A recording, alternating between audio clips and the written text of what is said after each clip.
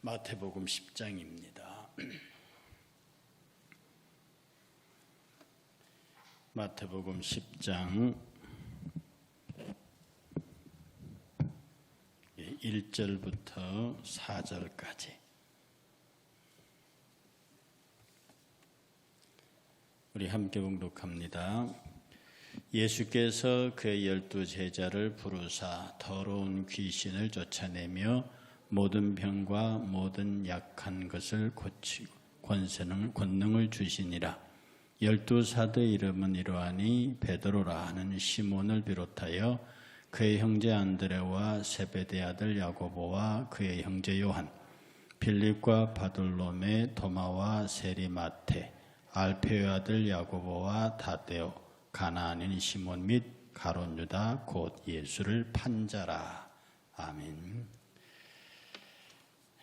오늘은 말씀을 이어서 갑니다. 권능의 사자를 세우시다 세 번째. 예배 마친 다음에 우리 셀 리더들 모임 있습니다. 참석하시고요. 지난 시간까지 해서 우리가 누구까지 했느냐 하면 바돌로메까지 했습니다. 바돌로메 도마까지 했습니다. 오늘은 세리 마테와 알페의 아들 야고보 다데오 시간 되는 대로 나가보겠습니다. 여러분은 세리 마테는 너무도 잘 아시죠? 세리였다고 하는 것, 그리고 당시의 사람들이 유대인들이 세리를 사람 취급하지 않았다고 하는 것, 우리식으로 말하면 매국노였다고 하는 것. 사실은 세리 마테는요, 어떤 민족적인 선민의 자부심이나 그런 명예심 이런 거 다 접고 그냥 돈을 택한 사람입니다. 실제로 세리들 앞에 놓고 유대인들이 막 욕을 했다고 그래요. 그리고 신발도 던지기도 하고, 그래도 아주 꿋꿋하게 버티면서 그 세금을 걷어서 걷는 대로 걷어서 나머지는 로마에 바치고 나머지는 전부 자기가 갖는. 여러분, 우리나라도 옛날에 그랬습니다만 그 사도 밑에 있는 이방들, 그 다음에 이 세금 걷는 사람들의 급여가 별로 안 셉니다. 그게 왜 그러냐면 옛날에는 세금 거치는 것이 수월하지 않았기 때문에 세리에게 할당량을, 세관에게 할당량을 주고 그만큼만 위로 올리고 나머지는 네가 적당히 알아서 해라 라고 하는 세무 풍조가 우리에게만 있는 게 아니에요. 전 세계적으로 그랬던 것 같습니다. 그래서 마태도 열심히 착복을 했죠. 세금을 거둘 수 있는 대로 걷어서 로마 왕국에 바치고 나머지는 자기가 가졌습니다. 그래서 세리는 미움과 시기와 조롱과 멸시의 대상이었죠. 긴 얘기하지 않겠습니다. 그가 예수를 만났습니다. 그리고 자기 집으로 청했어요. 예수께서 마태하고 같이 식사를 하십니다. 그것 때문에 예수께서 어떤 별명이 하나 있어요. 예수께서 마태하고 식사하시는 바람에 붙은 별명이 뭐냐면 세리와 죄인의 친구, 세리와 죄인의 친구라고 하는 명칭을 그때부터 얻으십니다. 그리고 예수님은 그 명칭을 대단히 자랑스럽게 여기세요. 그런데 오늘 여기서 주목하고자 하는 것은 세리 마태가 연회를 열었다는 거예요. 거기서 이런저런 얘기합니다. 내가 받은 것을 4배는 도로 갚고 어쩌고 막 그런 얘기하는 그것도 별로 중요한 거 아니고요. 제가 보이는 이 세리의 행적 중에서 눈에 띄는 것은 그가 연회를 베풀었다는 거예요. 저는 이 말씀을 놓고 곰곰이 생각해 봤습니다. 왜 연회를 열었을까? 왜 연회를 열었을까? 보통 연회는 잔치잖아요. 그러니까 이 세리 마태에게서 이날은 반드시 무엇인가를 기념해야 할 만한 잔칫날인 거예요. 우리는 생일잔치 하죠. 결혼기념잔치 하죠. 환갑잔치 하죠. 어떤 특별한 세레모니가 있으면 꼭 그것은 하나의 잔치를 합니다. 연회를 베푸는 거죠. 아마 세리는 이랬을 겁니다. 추측건데 이게 이제 내 생애의 새로운 출발이야. 내가 이제는 지난날의 모든 걸 다 끊고 새롭게 출발하는 그런 날이다. 그런 것을 보이고 싶었고요. 또 많은 사람들 앞에서 이제는 내가 옛날의 나로 살지 않겠습니다. 옛날에 그 세리의 추한 모습으로 살지 않고 이제는 예수 그리스도의 제자로 살겠습니다. 그런 자기의 결단을 보여주는 연회. 그리고 자기가 예수 그리스도를 만난 그 신비한 경험을 친구와 이웃들에게 나누고자 하는 그의 마음. 어쩌면 이런 것들이 어우러져서 마태의 연회가 베풀어지지 않았겠는가. 새로운 출발이다. 새로운 출발이다. 그리고 모든 사람 앞에서 내 결의를 보여주겠다. 그리고 내가 예수를 만난 이 아름다운 경험을 내 주변 사람에게 나누겠다. 아마 이것이 마태의 연회의 배경이었을 거예요. 그러면 여러분들에게서 이런 잔치 경험은 있으십니까? 왜 그 잔치를 마태만 하죠? 여러분 마태만큼 잘 살으셨습니까? 친일파, 친일청산, 지금도 친일 얘기 나오면 요새는 젊은이들이 더 거꾸로 가더라고요. 요새는 어른들은요, 실컷 당한 경험이 가까운 어른들은 그 일본하고 친하게 지내야지 뭐 이러는데 요새는 젊은 친구들이 진짜 죽창 들고 나오는 그런 시대예요. 친일파. 그 마태, 우리가 정말 마태보다 잘 살았을까요? 예수 믿기 전에. 마태보다도 양심적이었을까요? 그런데 그런 저와 여러분들이 예수를 믿었잖아요. 잔치하셨어요? 다 하셨습니다, 여러분. 저는 이 마태 연회를요, 우리의 뭘로 비유하고 설명하고 싶으냐면 우리의 세례의식으로 설명하고 싶습니다. 저와 여러분들이 예수 그리스도를 믿겠다고 결정하는 그 순간에 우리는 그의 이름으로 침례를 받았습니다. 저는 그것이 왜 저와 여러분들의 삶 속에 이 마태 연회로 기억되지 않는지 모르겠습니다. 세례는 우리를 구원하는 표라고 그랬습니다. 세례는 우리가 거듭남을 보여주는 명백한 증거라고 그랬어요. 세례는 곧 구원입니다. 이 말은 세례 받아야만 구원받는다 그 뜻이 아닙니다. 세례 받아야만 그러나 교회는 늘 말씀드린 공교회는 목사는 당신이 세례 받았습니다라는 구원 받았습니다 선언을 어떻게 하느냐면 당신이 세례 받았습니까? 라고 물었을 때 예 세례 받았습니다 라고 말하면 당신은 구원 받았습니다 라고 말하는 거예요. 자기 혼자 1:1로 예수님과 예수를 믿어서 세례받지 못하고 있는 상황 속에 있는 사람들의 이야기는 그와 하나님의 1:1의 관계일 뿐 교회의 공적인 입장은 아닙니다. 교회의 공적인 입장은 뭐냐? 세례가 구원이라고 하는 거죠. 이건 굉장한 의식입니다. 반복하여 말씀드리지만 일반 장로교나 감리교 저런 교파교회에서는 세례받지 않으면 만찬을 주지 않습니다. 세례받지 않으면 교회 공동회의에 선거권과 피선거권을 주지 않습니다. 투표권을 주지 않습니다. 교회 안에서 어떤 공동체 안에서 그 사람에게 발언권을 주지 아니하고 투표권과 피선거권을 주지 아니한 그게 그 교회 회원이냐고 아니죠. 그 말을 말한 법리 그건 구원받지 못했다는 뜻입니다. 해서 세례가 구원이라고 하는 것은 공교회의 공식 입장입니다.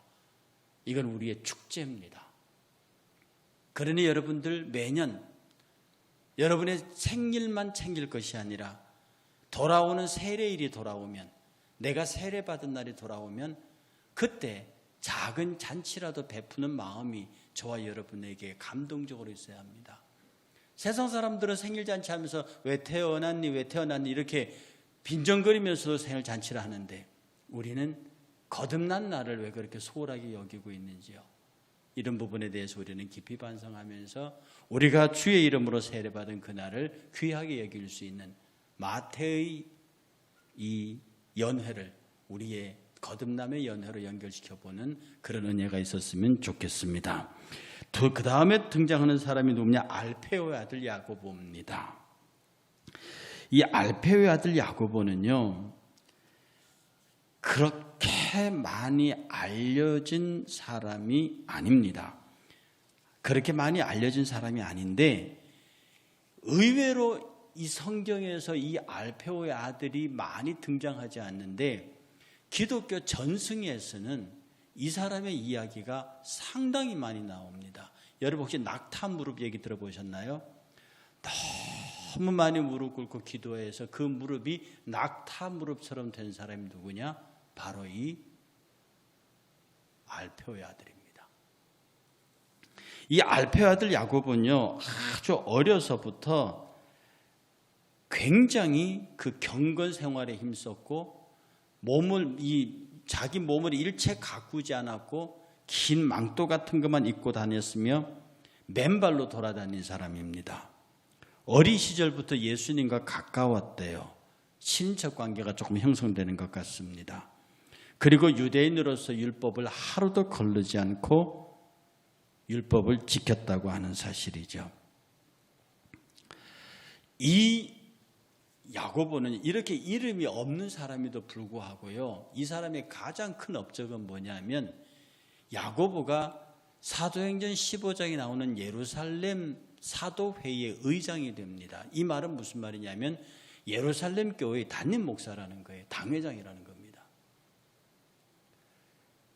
이 사람이 예루살렘 교회의 당회장이 돼서요, 가장 중요한 결정을 하는데 무슨 결정을 하냐면 바나바와 바울이 돌아다니면서 이방인들에게 구원을 선포하고 그들에게 할례를 받지 않고도 구원을 선포하니까 유대인들이 막 두 사람을 괴롭게 했습니다.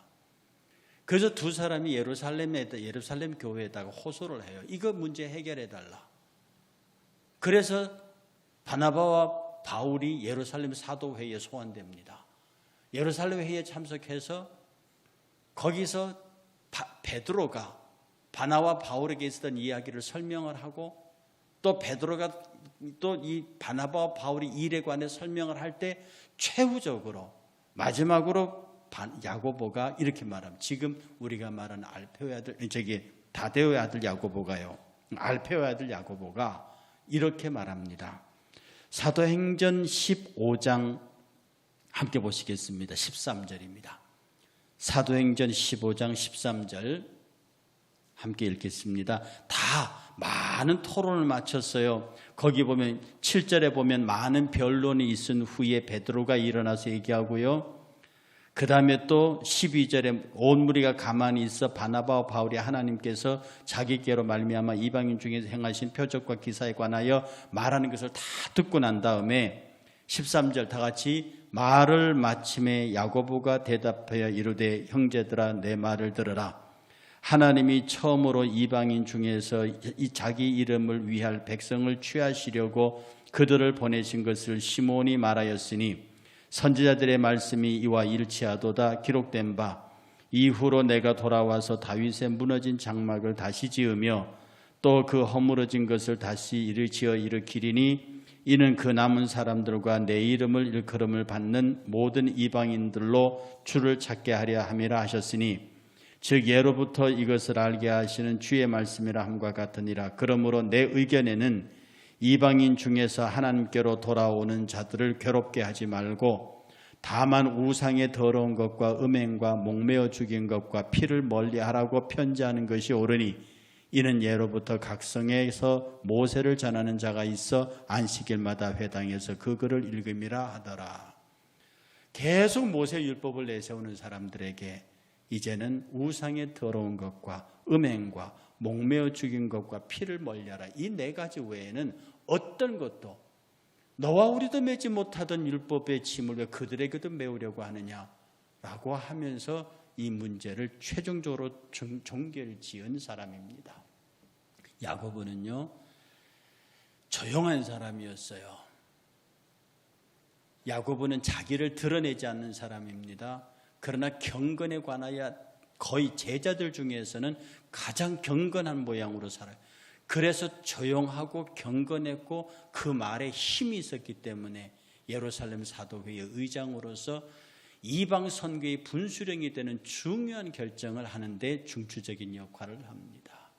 어쩌면요, 교회는 이런 사람들에 의해서 역사가 이루어지는 겁니다.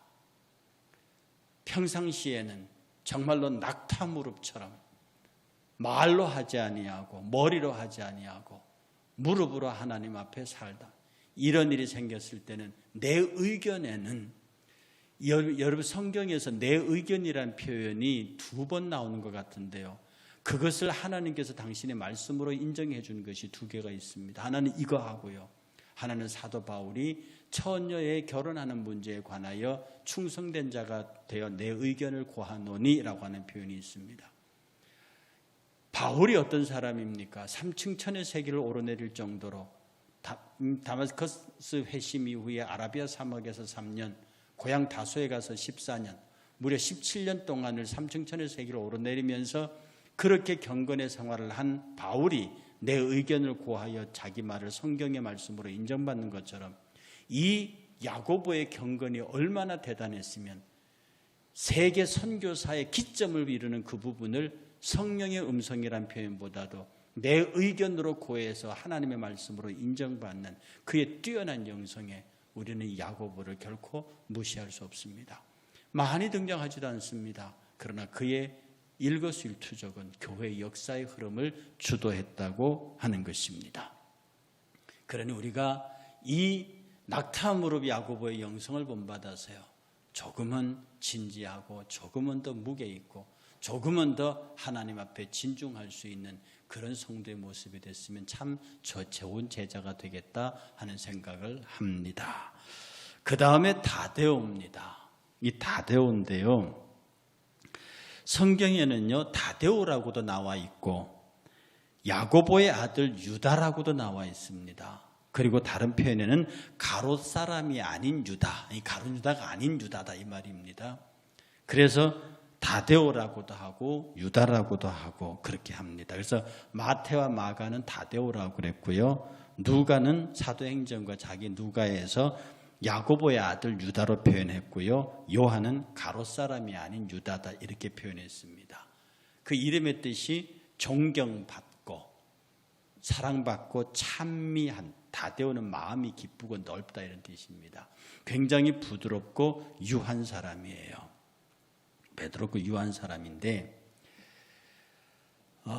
이 사람의 이야기도 성경에는 별로 없습니다. 성경에 별로 없는데 딱 한 구절 나오는데 요한복음 14장 22절에 보면 이런 말이 나옵니다.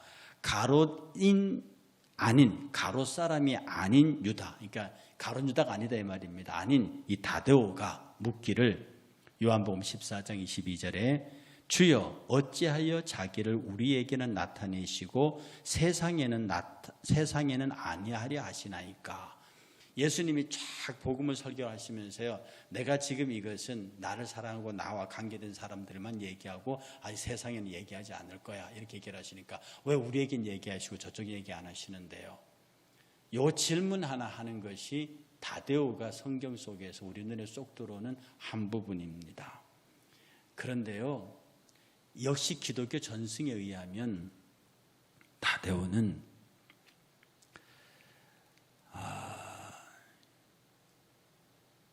열심당 출신입니다. 굉장히 그 마음속에서 뜨거운 열정이 있는 사람이었어요. 나중에 죽을 때는요, 시리아 메소포타미아에 가서 시몬, 그의 형제 시몬하고 같이 선교를 다니는데 아무것도 없는 곳에 가서 거기에는 우상을 때려 부수면서 복음을 전합니다. 결국 그곳에서 죽어요. 그의 신앙 행전에 관한 기록을 제가 조금 뒤져보니까 정말로 성경에서는 이 한 구절밖에 없는 사람이 그렇게 피눈물 나는 선교 최전방의 선장을 다니면서 결국은 마지막에 3,500명의 사람들하고 같이 시몬과 함께 순교하는 장면이 있습니다. 대단한 사람이죠.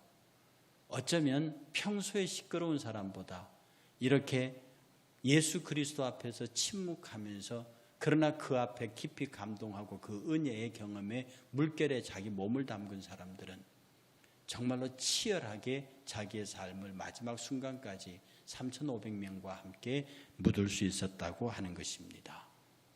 자, 그러면 이 사람의 이야기를 이어가면 이 사람과 함께 순교한 시몬 얘기를 합니다. 가나안인 시몬이라고 그랬거든요. 그런데 이 가나안인 시몬은 다데오와 함께 선교 여행을 같이 다닌 걸로 되어 있고 영국에서 순교한 걸로 되어 있습니다. 그런데 몇 사람들에게 이 가나안이 지명인데 이거 잘못됐다고 하는 사람들이 있습니다. 그게 왜 그러냐 하면 이 가나안의 그 원래 헬라어가 카나나이오스, 이 열심당이라는 뜻입니다. 이게 첼로테스라고 하는 건데요. 이 카나나이아스가 가나안인으로 번역됐다는 거예요. 그래서 이걸 정확히 말하면 열심당 시몬이다 이렇게 읽어야 한다는 거예요. 어쨌든 이 시몬은 열심당 출신입니다.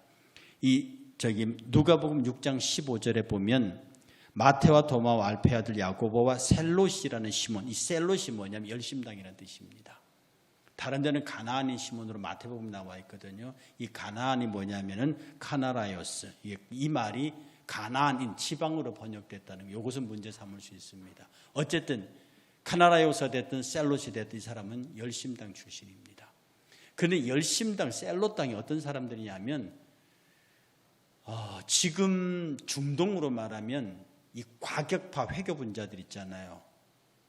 탈레반 같은 사람들, 소위 유대교판 탈레반들입니다. 나중에 이 사람들이 주도해가지고 마사비 혁명의 주도가 되고요. 소위 말해서 외세에 관해 강력하게 저항했던 아주 극단주의적인 행동주의자들, 민족주의자들입니다. 이 셀롯 당 출신 시몬이요. 오늘 이 본문 속에서 제가 확인하고자 하는 게 뭐냐면 이 사람이 마태하고 같이 제자단에 들어가요. 시몬 입장에서 마태는 10번, 1000번을 죽여도 모자르는 사람이거든요. 그런데 그와 함께 예수 제자단에 들어가서 12명의 사도 중에 한 사람이 됩니다. 이게 얼마나 많이 변한 건가요? 일상적으로 예수의 제자가 되기 이전에 시몬에게서 세리는 용서할 수 없는 민족 반역자입니다. 그런데 그 세리 출신 마태와 같이 있어요. 그리고 그와 함께 동역하면서 같이 순교의 길을 간다는 뜻이죠. 예수의 죄를 다 순교했잖아요. 오늘 우리가 이게 뭐냐 하면 예수께서 마태를 부르신 예수께서 이 셀롯인 시몬을 부른 예수께서 그 모든 제자들에게 하시는 말씀이 새 계명을 너희에게 주노니 너희는 서로 사랑하라. 오늘날 이 시대의 편가르기 보세요. 도대체 이렇게 편을 가르고 이렇게 나누어서 그럼 교회는 누구 편을 서야 하는데요? 복음은 누구 편을 서야 하는데요? 늘 말씀드렸듯이 백인의 하나님은 흑인의 하나님이고 남자의 하나님은 여자의 하나님이며 주인의 하나님은 종의 하나님이고 어머니 아버지의 하나님은 자식의 하나님이고 우파의 하나님은 좌파의 하나님이고 어른의 하나님은 아이의 하나님이고 하나님은 어느 한편에 서는 분이 아니세요. 교회가 싸워야 하는 것은 교회를 무너뜨리려고 하는 적성 세력, 교회를 무너뜨리려고 하는 적성 세력, 우리의 믿음의 생활을 방해하는 적그리스도, 이런 세력과는 그야말로 일전을 겨루고 죽기 살기로 생사결탄을 봐야 되는 것이지만 이 세상의 풍조나 이 세상의 사람 사는 모양에서 기독교적인 차원에서 선악을 가릴 수 없는 세상적인 문제에 관하여 교회가 편들면 안 됩니다. 말씀으로 말씀되게 하고 은혜로 은혜되게 하고 그렇게 지독한 극단적인 민족주의자, 행동주의자였던 셀롯 시몬이 정반대편에 가 있는 세리 마태와 함께 공동체 생활을 하고 있습니다. 이것이 우리에게서 무엇을 의미하고 있는가? 정말 요새 여러분 선거 지금 특히 여당 경선하고 있지요. 나중에 저 중에 한 사람 대통령 돼도 어떻게 할 것 같습니까? 여당이든 야당이든 저렇게 만들어 놓고 대통령을 할 수 있을까? 우리 사회 구조 안에 이렇게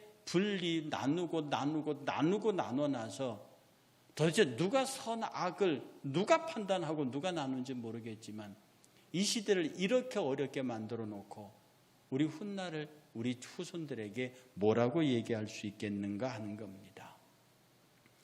이 과격한 시몬이지만요, 성경에 보면 굉장히 이 사람의 삶이 휴머니티합니다.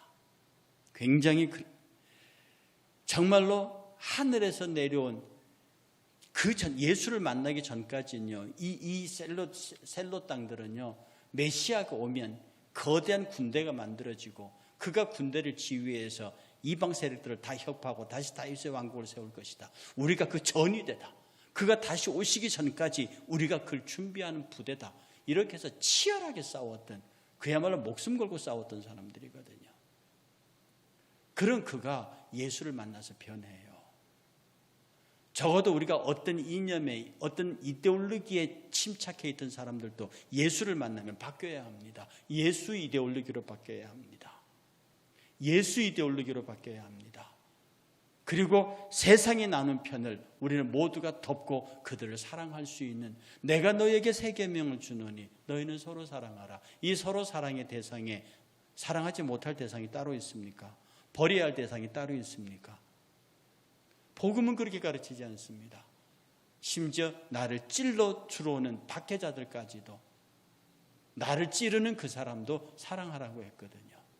왜냐하면 그도 예수 그리스도의 십자가의 보혈이 필요한 구원의 대상자니까. 교회는 온 세계 사람들을 구원의 대상자로 보아야 합니다. 저는 이 시몬에게서 이 위대한 정신을 보는 겁니다. 내가 예수 그리스도의 제자가 된 이상 마태도 품을 수 있다. 내가 가장 미워했던 세리 마태도 품을 수 있다. 시몬이 마태를 품을 수 있다고 하면 우리가 품지 못할 사람이 없습니다. 오늘 우리에게서 이 제자들의 삶을 통해서 우리에게 보여주시고자 하는 하나님의 깊은 생각을, 주님의 뜻을 읽을 필요가 있습니다. 그래서 이 시몬은요, 나중에 페르시아에서 폭도들에게 살해당합니다. 다데오와 함께 죽었다고 하는, 3,500명과 함께 순교했다고 하는 것이 기독교 4세기에 나온 전설입니다. 이 성경에 구체적으로 나와 있지 않은 모든 얘기들은 거의 외경이나 기독교 전설로 우리에게 전해지는 이야기들입니다. 성경에서 예수가 하신 일만 해도 이 땅에 기록할 두루마리를 굴 곳이 없다고 그랬는데, 제자들이 한 얘기 다 기록하면 그걸 어디다 두겠어요. 그래서 각각이 흩어진 기독교 전승들이 그 후대 이야기를 하고 있습니다. 그 다음에 마지막으로 가룟 유다입니다. 제일 불쌍한 사람이죠. 여러분들은 가룟 유다가 회개하지 않아서 천국 못 갔다는 얘기 그렇게 하시면 안 됩니다. 우리가 보는 한 가룟 유다는요, 회개했어요. 예수가 십자가에 자기 때문에 죽은 거 알고 회당 찾아가서 은 30을 집어 던지면서 물러라 그랬더니 대제사장들이 못해, 네가 당해라. 그 빚값을, 그 돈을 가지고 땅을 사서 아켈다마라고 하고 거기에 그 나그네들의 묘지로 만들어 버렸거든요. 근데 저는 이 유다를 보면서, 가룟 유다를 보면서요, 가룟 유다, 가롯은 이스카리옷이란 지명입니다. 가롯이란 지방, 그러니까 가롯 출신의 유다란 뜻인데요. 유다가 무슨 죄가 있습니까? 제가 늘 하나님의 은혜를 설명할 때 말씀드렸지만, 누군가 예수를 팔아야 되잖아요. 누군가 예수를 재판해야 되잖아요. 빌라도가요, 부인까지 와서 저 사람 손대지 말라고 그랬습니다. 빌라도가 예수님 손 안 대려고 얼마나 노력했어요. 그런데 예수님이 나를 넘겨준 자의 죄도 크다 했거든요. 누군가 예수를 팔아야 해요. 누군가 예수를 재판해서 누군가 예수를 사형에 내줘야 되고, 누군가 예수를 때려야 되고, 누군가 예수의 옷을 벗겨야 되고, 누군가 예수에게 침을 뱉어야 되고, 누군가 예수의 옆구리에 창을 찔러야 되고, 누군가 예수의 손과 발에 못을 박고, 누군가 예수의 머리에 가시관을 씌워야 돼요. 근데 그 사람들이 뭐 예수님하고 무슨 원수가 졌습니까? 도대체 그 사람들이 전생이 있었다고 하면, 아니, 그들의 생애 속에서 도대체 얼마나 잘못했길래 그렇게 예수님에게 모진 짓을 합니까? 만약에 저와 여러분들 보고 그 시대에 태어나서 저보고 그 시대 빌라도 하라면 어떡하냐? 해야지, 어떡합니까 그거요. 여러분 누구 가룟유다 하려면 누군가 예수를 팔아야 되는데 그 역할이 내게 주어지지 않는 것, 저는요 생각만 해도 쩔을 절릴 정도로 감사합니다.